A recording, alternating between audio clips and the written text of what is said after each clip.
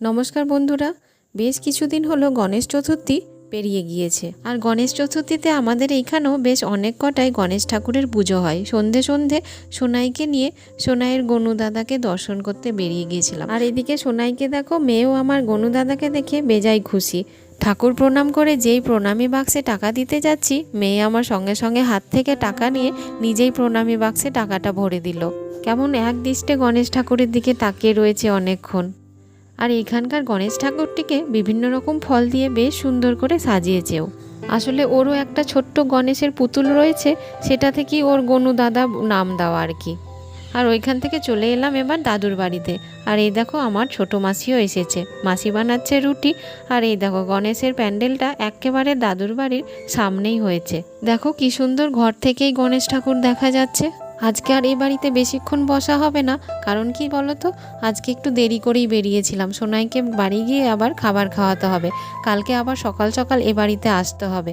দুপুর এখন 12:30 বাজে। সোনাইকে রেডি করে আমিও স্নান করে চললাম এখন দাদুর বাড়ি। কালকে তো বললাম যে আজকে এ বাড়ি আসতে হবে, একটু সকাল সকাল চলে এসেছি। আজকে যেন দুপুরের খাওয়া দাওয়া করে একেবারে সারা দিনটাই এখানেই থাকবো, রাত্রে একেবারে খাওয়া দাওয়া করে বাড়ি যাব। দুপুরে রান্নাবান্নাও সব হয়ে গেছে, এখন খাওয়া দাওয়া শুরু হবে। আর আজকে বেশ অনেক ধরনেরই রান্না হয়েছে।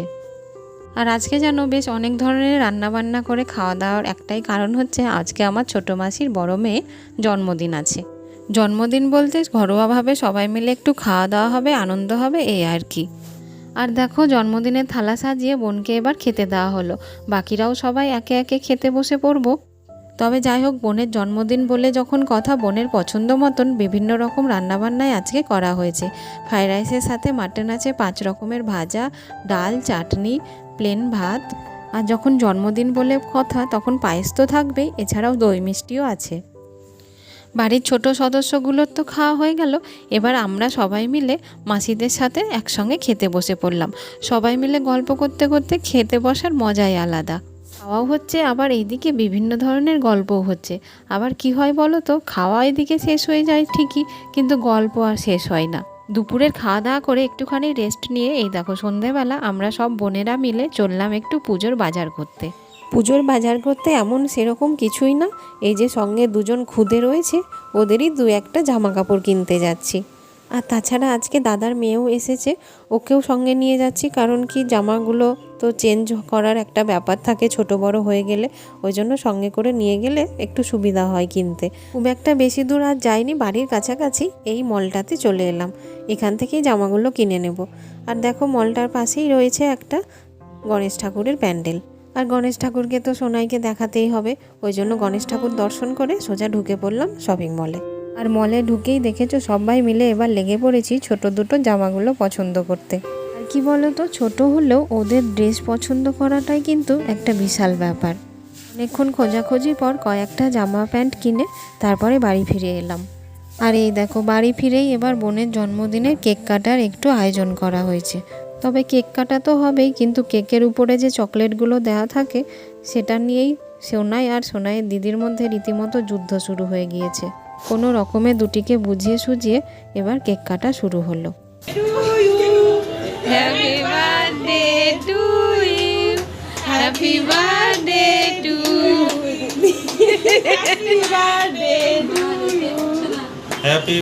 আর এবার এই দেখো দুটির কাণ্ড দেখো, চকলেট দুটো যে আগে কে খাবে সেটা নিয়েই এবার মাথা খারাপ।